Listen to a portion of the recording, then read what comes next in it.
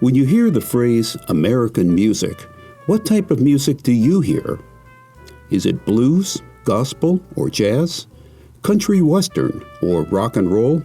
Soul music, or R&B? These are all reasonable answers because, in truth, America's music is as diverse as its people. Not only that, but you can immerse yourself in the histories of all these musical styles, and more, within a relatively small geographical area. In the May-June 2023 issue of the Saturday Evening Post, Bill Newcott takes you on a trip down America's Music Road, with stops along the way to take in the rich history of American popular music. Starting in Muscle Shoals, Alabama, you visit the recording studio where artists like Paul Simon, Elton John, Wilson Pickett, Cher, and the Rolling Stones recorded some of their greatest hits. From there, it's a 350-mile road trip through Tennessee, with stops in Leapers Fork, Nashville, Brownsville, and Memphis.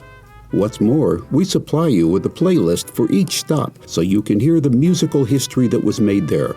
They include artists like Lynyrd Skynyrd, Etta James, Chris Stapleton, Tina Turner, Louis Armstrong, and, of course, Elvis Presley.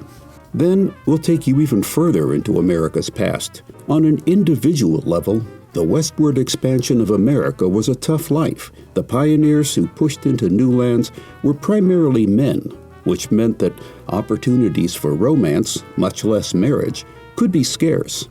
One California newspaper reported in 1859 that men outnumbered women 200 to 1. That might have been an exaggeration, but the sentiment was grounded in truth.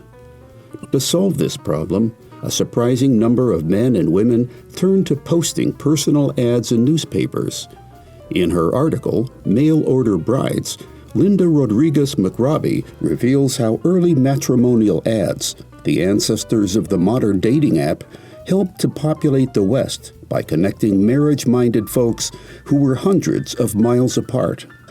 In our May-June issue, you'll also read Breaking the Silence by Dr. David Haskell, an examination of what the fossil record tells us about the first known use of sound as a means of communication.